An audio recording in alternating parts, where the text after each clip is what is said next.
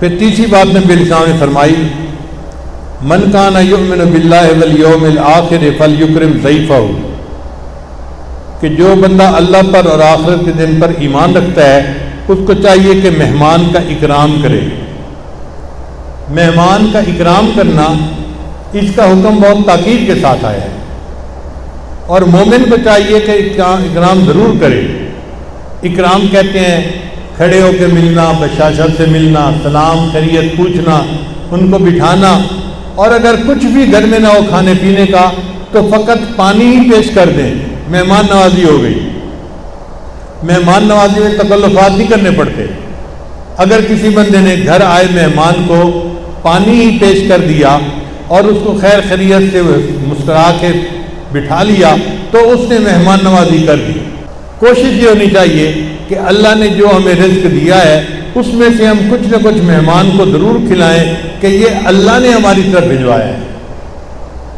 مہمان خود نہیں آتا، حدیث پاک میں آتا ہے اللہ مہمان کا رزق پہلے پہنچاتے ہیں پھر اس بندے کو وہاں پہنچاتے ہیں، تو اس کا رزق اللہ نے پہلے سے پہنچایا ہوا ہوتا ہے، وہ ہمارا کچھ نہیں کھا کے جاتا، ہمیں تو صرف اس کے ہاتھ دھلانے یا اس کے سامنے دسترخوان بچھانے کا ثواب ملتا ہے، رزق تو وہ اپنا ہی بیٹھا کھا رہا ہوتا ہے۔ تو اس میں پریشانی کس بات کی؟ ہمارے یہاں قریب ایک حاجی صاحب ہوتے تھے، حکیم تھے، تو مجھے ہمیشہ ان کے پاس بیٹھنے کا مزہ آتا تھا۔ میری عمر چھوٹی تھی، ان کا بیٹا میرا کلاس فیلو تھا، اور وہ بزرگوں کی باتیں سناتے تھے، اور مجھے بزرگوں کی باتیں سننے کا بہت چسکا تھا، تو اس لیے میں ان کے پاس کبھی کبھی جب جاتا تو ان کی باتیں بڑے غور سے سنتا تھا۔ وہ یہیں شہر سے 10-15 کلومیٹر کے فاصلے پہ گاؤں تھا، وہاں کے رہنے والے تھے، مگر ان کا شہر میں بھی گھر تھا، اور ہمارے سکول کے قریب ان کی حکمت کی دکان تھی، اور ان کا بیٹا میرا کلاس فیلو تھا، لہذا دیکھے بھالے لوگ تھے۔ یہ واقعہ انہوں نے مجھے سنایا، کہنے لگے کہ ہمارے گاؤں میں میاں بیوی میں کچھ تکرار ہو گئی، ہو ہی جاتی ہے۔ اب جب تکرار ہو گئی نا تو بیوی نے خاوند کو کہہ دیا کوئی نہیں، میں تمہارے لیے کھانا بنا دوں، اور جا کے لیٹ کے سو گئی کہ میں تھکی ہوئی ہوں، میں جا کے سو رہی ہوں۔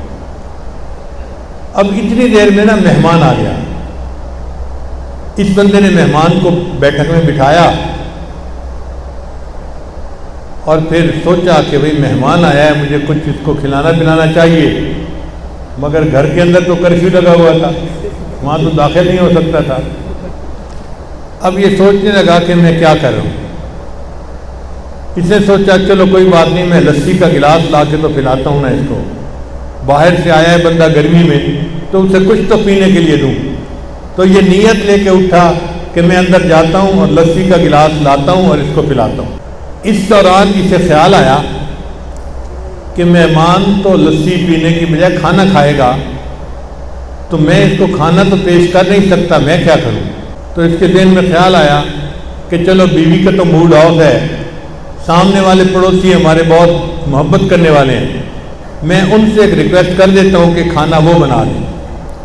چنانچہ وہ بیٹھک سے باہر نکلا اور سامنے والے پڑوسی کو اس نے کہا کہ جی میری بیوی کی طبیعت خراب ہے۔ اب یہ جھوٹ تو خاوند بولتے ہی ہیں، وہ یہ تو نہیں بتا سکتا تھا کہ اس نے مجھے نہ کر دیا، اس کی نیت خراب ہے۔ کہتے ہیں جی اس کی طبیعت خراب ہے اور میرے گھر مہمان آ گیا ہے، اور اگر ایک مہمان کا کھانا آپ بنا کے دے دیں تو آپ کی مہربانی ہوگی۔ اس نے کہا فکر کی بات نہیں، آپ 10 بندوں کو کہیں تو ہم 10 کا کھانا بھیج دیں گے۔ چنانچہ وہ چلا گیا گھر کہ میں ان کو ایک مہمان کا کھانا بھجواتا ہوں، اور یہ بندہ اندر آ گیا گھر میں لسی لینے کی نیت سے۔ اب جب لسی لینے کے لیے گھر آیا تو دیکھا کہ بیوی بیٹھی ہوئی ہے، آنکھوں میں آنسو ہے، اور بڑی عاجزی کے ساتھ کہہ رہی ہے بس مجھے آپ میری غلطی پلیز معاف کر دیں۔ یہ بڑا حیران کہ آج کیسا دن آ گیا کہ یہ مجھ سے معافی مانگ رہی ہے۔ تو اس نے کہا کہ کیا ہوا، تم رو کیوں رہی ہو؟ کہتی ہو بس پہلے مجھے معاف کرو پھر میں تمہیں بتاتی ہوں۔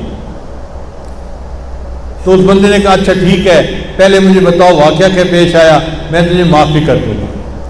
تو اس عورت نے بتایا کہ جی جب میں نے آپ کو کہا کہ نہ آپ کے لیے کھانا ہے نہ آپ کے مہمان کے لیے، میں تو جا کے سو رہی ہوں تھکی ہوئی. تو میں چلی گئی سونے کے لیے, لیٹ بھی گئی. پھر مجھے خیال آیا کہ یہ کتنی بری بات ہے کہ گھر میں مہمان ہو اور میں اس کا کھانا بنانے سے انکار کر دوں. تو میں اٹھی اور میں گئی کہ میں اس کا کھانا بناتی ہوں, روٹی پکاتی ہوں. جب میں روٹی جو آٹے کا بوری والا کمرہ تھا نا اس میں گئی تو میں نے دیکھا کہ ایک سفید داڑھی والا بندہ ہے, وہ وہاں سے آٹا نکال رہا ہے. تو اس کو دیکھ کے تو میں ڈر گئی.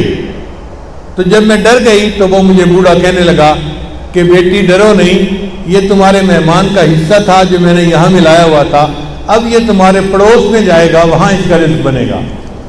تو مجھے اس وقت سے پچھتاوا آ رہا ہے کہ میں کتنی بدبخت ہوں کہ میں نے مہمان کے کھانے سے انکار کیا اور فرشتے نے میرے گھر سے آٹا نکال کے ہمسائے کے گھر میں پہنچا دیا. تو اللہ تعالیٰ مہمان بعد میں بھیجتے ہیں, مہمان کا کھانا پہلے بھیجتے ہیں. اس لیے بشاشت کے ساتھ, کھلے دل کے ساتھ مہمان کو کچھ پیش کرنا چاہیے.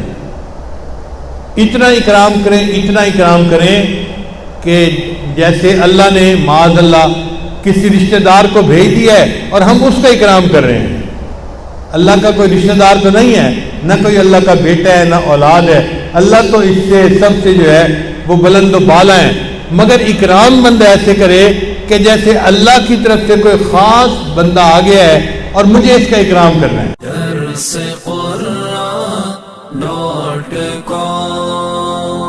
www.darsequran.com